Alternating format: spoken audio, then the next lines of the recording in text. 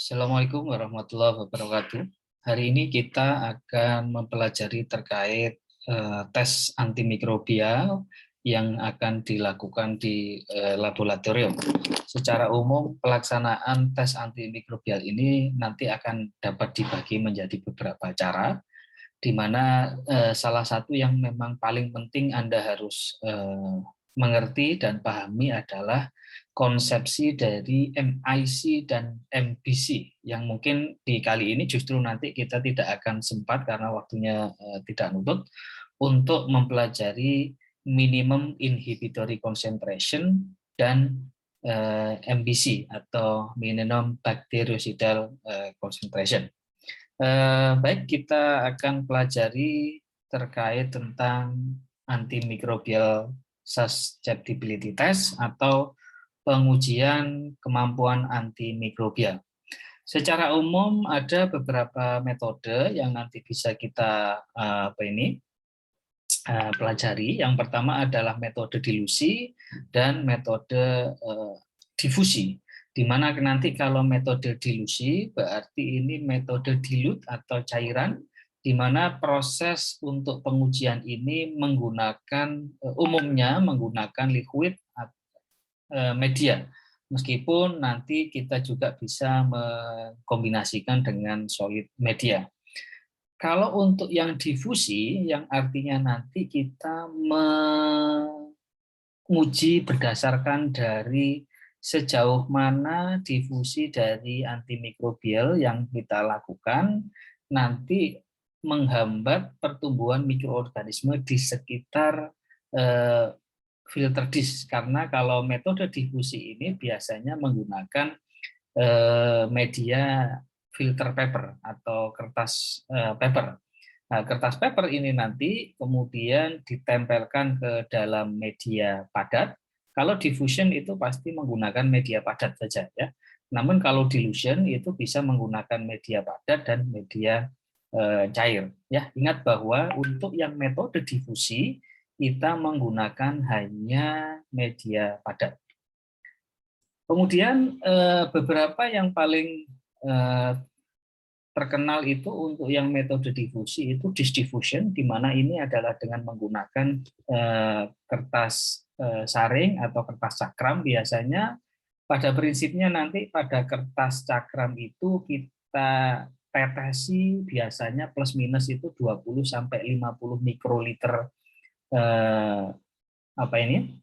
supernatan atau senyawa yang ingin diuji. Kemudian dari senyawa ini kita tempelkan nanti ke dalam media agar yang sudah di-strike oleh bakteri yang akan diuji. Di mana nanti di sini semakin dia lebar penghambatannya, wilayah penghambatannya, makin dia akan semakin baik. Kemudian pertumbuhan kalau di dalam disk diffusion ini paling mudah untuk dilihat. Dan proses difusi ini bisa kita menggunakan yang crude extract, jadi ekstrak yang belum ada apa-apanya, kemudian ada yang sudah mungkin diencerkan menjadi konsentrasinya ketemu. Nah, kalau konsentrasinya ketemu, maka nanti kita bisa menghitung MIC atau minimum inhibitory concentration-nya. Nah, beberapa ini adalah catatan di mana nanti kalau kita zona inhibition-nya itu misalnya di antara 6 sampai berapa ini? Sekitar 18 ya milimeter, maka dia dianggap sebagai resisten mikrobiologi. Semakin dia lebar, maka semakin dia mempunyai kemampuan membunuh. Ya. Kemudian kalau dia semakin kecil, maka artinya dia membutuhkan konsentrasi yang tinggi untuk bisa menghambat, maka dia adalah resisten atau tidak mempan terhadap antimikrobial tertentu. Ya. Namun kalau nanti misalnya inhibition-nya itu sekitar 30 sampai 35 mili, yang artinya 3,5 cm ya, dengan konsentrasi tertentu, maka kita menganggap bakteri tersebut mampu dihambat dengan baik ya oleh oleh senyawa ataupun supernatan yang kita ujikan. Kemudian untuk pengujian susceptibility atau kemampuan penghambatan terhadap mikroorganisme, kita perlu juga mengetahui tentang salah satu metode di mana antibiotik DIS ini biasanya sudah diberikan konsentrasinya. Kemudian dari konsentrasi itu kita tinggal tempelkan ke dalam media padat, di mana media padat itu sebelumnya kita strik dengan menggunakan bakteri yang akan diuji. Misalnya kalau kita ingin menguji kemampuan antibakteri kita terhadap salmonella misalnya, maka yang di-strikkan itu adalah yang salmonella. Kalau bacillus, maka bacillus, staphylococcus ya staphylococcus, E. coli ya E. coli, begitu ya. Jangan lupa nanti. Nah, setelah itu dari situ baru nanti kita tempelkan disk yang sudah mengandung atau sudah diimpregnasi atau sudah diisi dengan supernatan atau antibiotik tertentu. Ada beberapa cara selain dari proses penghitungan itu, maka kita harus menentukan dulu kepadatannya. Nah, nanti ada beberapa cara kepadatan, penghitungan kepadatan itu bisa dengan menggunakan McFarland ya. McFarland ini digunakan untuk menghitung, jadi semakin keruh bakteri di sini maka akan dianggap sebagai bakterinya semakin banyak ya. Semakin dia terang maka akan semakin sedikit ya. Nah, ini juga mampu digunakan untuk menguji karena kepadatannya kalau nanti terlalu tinggi di dalam agar itu maka dia akan juga sulit untuk dihambat. Sehingga proses mengukur bakteri yang akan distrikkan itu bisa dengan menggunakan McFarland. Kemudian proses pengujian untuk disk diffusion method itu yang paling banyak adalah Kirby-Bauer. Metode Kirby-Bauer ini adalah metode yang paling umum digunakan karena dia hanya tinggal menempelkan saja dan menghitung luas penghambatan atau diameter penghambatan dari mikroorganisme yang diuji. Ya, dia bisa menggunakan Muller-Hinton probe yang paling banyak Muller-Hinton ya, Muller-Hinton agar ini yang paling banyak digunakan. Nah, sedangkan untuk yang ini contohnya, jadi kita harus membuat dulu bakteri dengan kepadatan tertentu, biasanya dengan menggunakan McFarland nomor 0,5 standarnya. Kemudian dari situ kita sesuaikan dengan standar turbidity-nya. Setelah itu kita strik Muller-Hintonnya 3-4 kuadran. Selanjutnya nanti kita tempel kita keringkan dulu supaya mudah untuk ditempel dan tidak melebar sehingga nanti hasilnya akan bagus untuk ininya ya. Dry selama 5-10 menit, selanjutnya nanti baru dilakukan proses penempelan. Nah, proses penempelan itu seperti ini. Jadi ini adalah filter paper yang sudah diisi antimikrobialnya. Kemudian ini yang sebelum dilakukan ini setelah dikeringkan 5-10 menit tadi, ini kita tempel satu persatu dan selanjutnya nanti kita hitung berapa lebarnya. Ya, ini kita lihat kalau yang sebelah sini ini berarti dia tidak punya penghambatan. Ya. Sedangkan yang di sini berarti bakterinya terhambat sebanyak ini atau selebar ini, sehingga nanti kita bisa lihat bahwa antibakteri yang ada di sini ini maka dia akan lebih mampu untuk membunuh bakteri yang digunakan ada di sini. Sehingga kalau ingin membunuh bakteri jenis ini maka gunakan antibiotik yang ini ya, bukan yang jenis ini ataupun jenis yang lain. Nah, nanti setelah ditempel, kenapa muncul gini? Karena kita nanti menginkubasi pada 35 derajat sebanyak overnight biasanya atau satu malam atau 18-24 jam. Kemudian Ini contoh yang lain, di mana ini yang paling jelas ya, Anda terlihat. Nanti jika hasilnya itu seperti ini, maka kita bisa melihat Enterobacter aerogenes ini ternyata bisa dihambat oleh jenis antibakteri atau supernatan yang diujikan itu yang 1, 2, 3 ini yang ada zona beningnya.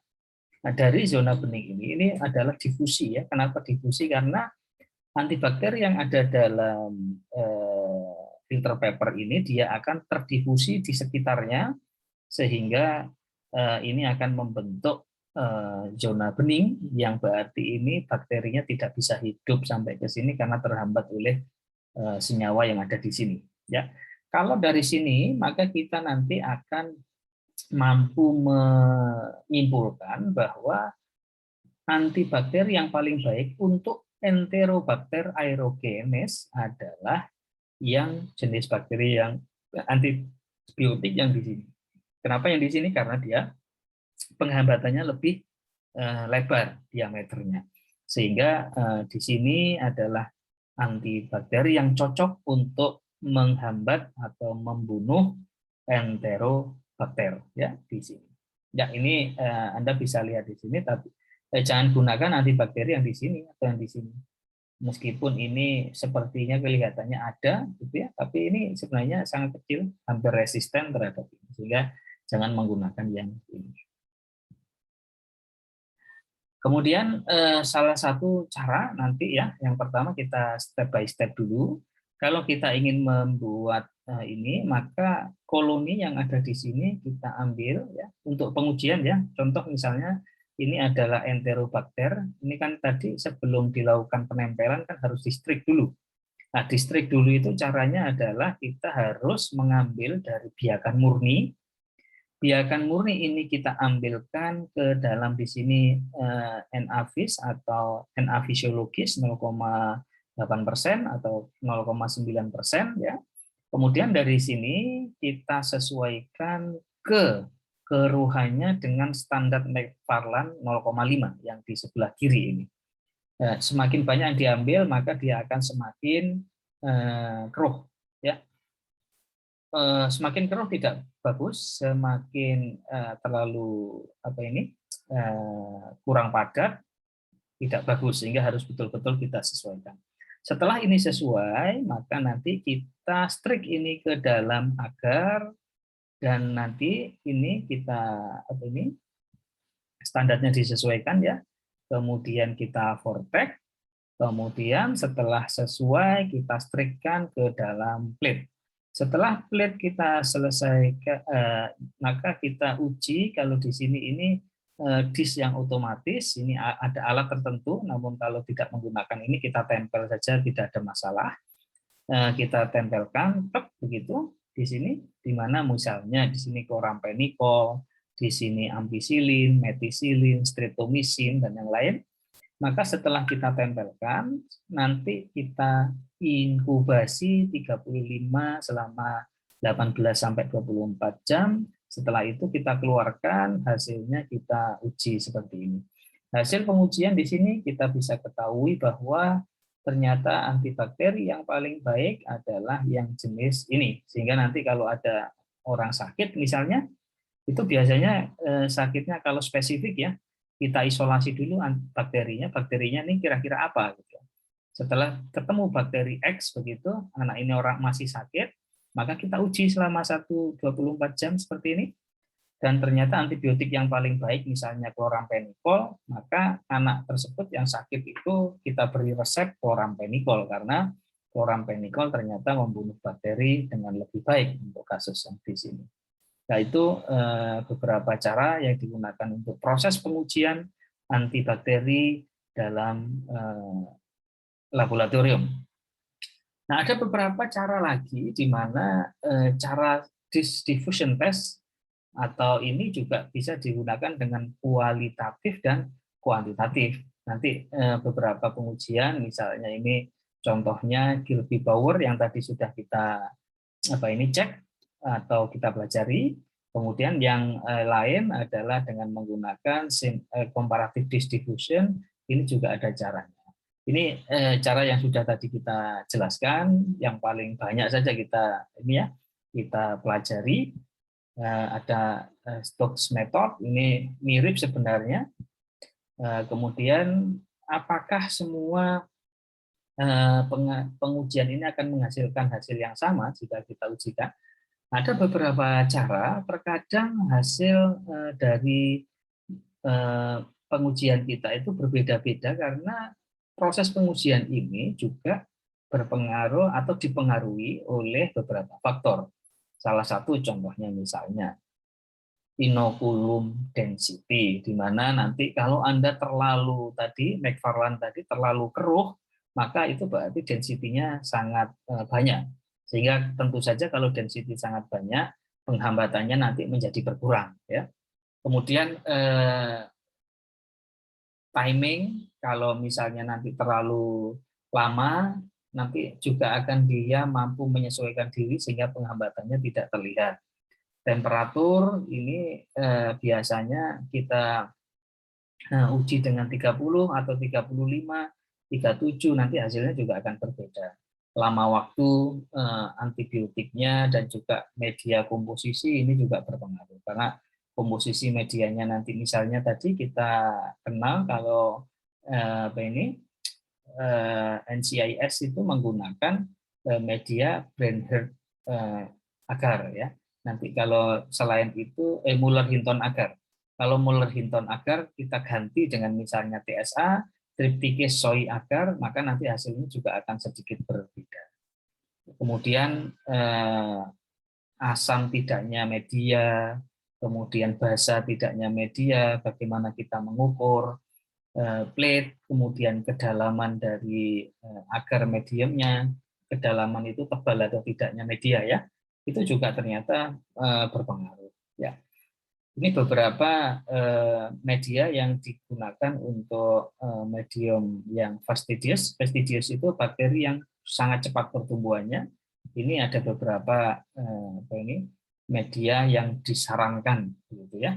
Dan ini biasanya kalau kita pakai pengujian itu amoksilin, ampicillin, dan yang lain. Ini bisa kita ganti ini dengan misalnya Anda mengekstrak tumbuhan rumput laut misalnya atau mangrove, ekstraknya itu diuji, maka ini tinggal merubah saja isinya ini dengan ini kan amoksilin, ampicillin. Kalau Anda tadi menguji misalnya yang ini diuji dengan ekstrak rumput laut A, rumput laut B, rumput laut C, kan begitu. Nanti hasilnya akan terlihat kalau nanti setelah dilakukan proses pengukuran. Demikian yang bisa kita pelajari untuk hari ini. Saya akan memberikan satu review di mana saya inginkan mahasiswa di sini untuk melakukan proses review atau merangkum dari jurnal tersebut. Ini digunakan untuk Anda supaya lebih mengerti dan lebih paham terkait perkuliahan kita hari ini. Selanjutnya nanti akan saya kirimkan ke ketua kelas atau nanti saya tuliskan ke Google Class ya, supaya nanti bisa langsung mengambil di sini. Demikian perkuliahan kita hari ini, saya tutup dan kita ketemu minggu depan. Bila Assalamualaikum warahmatullahi wabarakatuh.